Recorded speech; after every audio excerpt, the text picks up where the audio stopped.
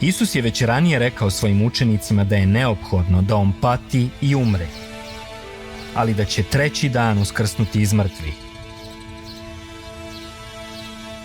Tokom praznika Pashe, dok je jeo s njima, rekao im je da će ga jedan od njih izdati i predati na smrt, istu tu noć.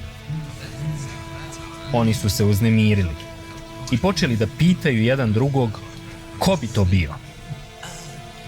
Tada nisu razumjeli da Isus misli na Judu.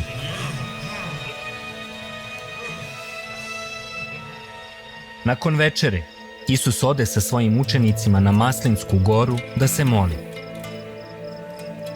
Iznenada dođe Juda sa grupom ljudi naoružanih mačevima i toljagama. Bili su poslani od vjerskih vođa i velikog svećenika. Juda priđe Isusu i poljubi ga, a to je bio znak ljudima koji su došli s njim da ga uhvate. Odveli su ga vjerskim vođama da ga ispitaju. Tražili su optužbu koju su mogli da iskoriste protiv njega, kako bi ga osudili i ubili. Veliki svećenik se okrenu Isusu i reče: da li si ti Mesija, Sin Božji? Isus odgovori: da, ja sam taj koji kažeš. Tada veliki svećenik poče da viče i trga svoju odjeću, rekavši: on huli na Boga, zaslužio je da umre. Tako ga odvedoše do upravitelja i optužiše ga za izdaju, podsticanje ljudi protiv rimskog autoriteta i tvrdnje da je kralj Židova. Kada Isus nije odgovorio ni na jedno pitanje koje mu je upravitelj postavio, ovaj mu zaprijeti i reče: ne želiš da pričaš sa mnom? Zar ne znaš da ja imam autoritet da te oslobodim i autoritet da te razapnem? Isus mu odgovori: niko ne može da uzme moj život od mene, mogu odustati od njega svojevoljno. Upravitelj nije našao nikakvu krivicu na Isusu, ali kada je čuo gomilu kako viče: razapni ga, razapni ga, dao im ga je, rekavši: njegova krv je na vašim glavama.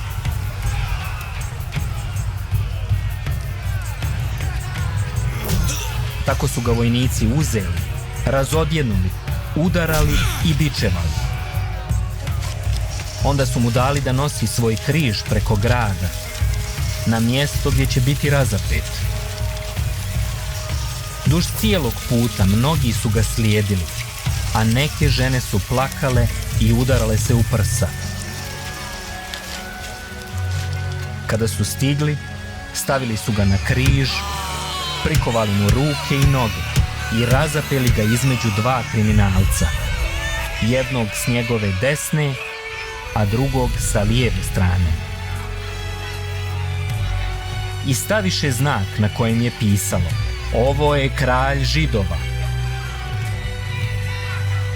I vojnici i ljudi koji su tamo bili su vikali na njega, proklinjući i ponižavajući ga.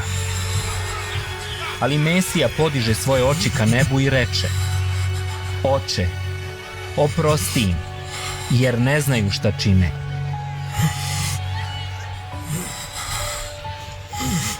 Jedan od kriminalaca koji je bio razapet sa Isusom poče da huli, proklinje i ruga mu se, a onda reče: zar nisi ti Mesija? Onda spasi sebe i nas. Ali drugi kriminalac povika na prvog i ukori ga, rekavši: zar se ne bojiš Boga? I ti i ja zaslužujemo da budemo razapeti za ono što smo učinili, ali on nije učinio ništa loše.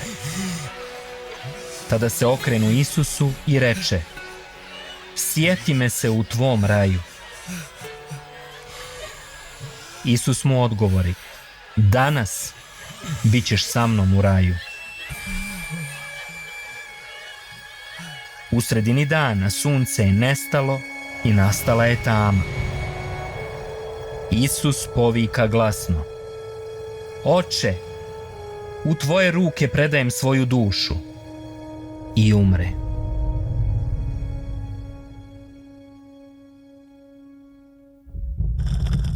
I u tom momentu nastade zemljotres, a zavjesa u hramu se rascijepi na pola, od vrha do dna.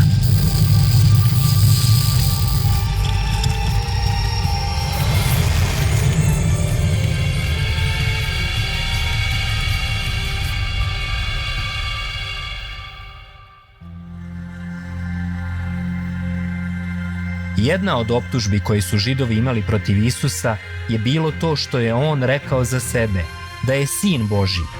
Oni su to shvatili u fizičkom smislu. Da li je to bilo ispravno? Isus je imao vlast da spriječi svoje razapinjanje. Šta misliš? Zašto je bio izabrao da bude razapet? Kako znamo da Isusova smrt nije bila slučajnost i da ga nije iznenadila?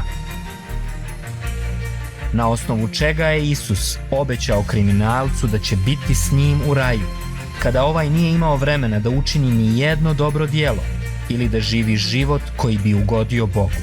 Šta razumiješ iz toga?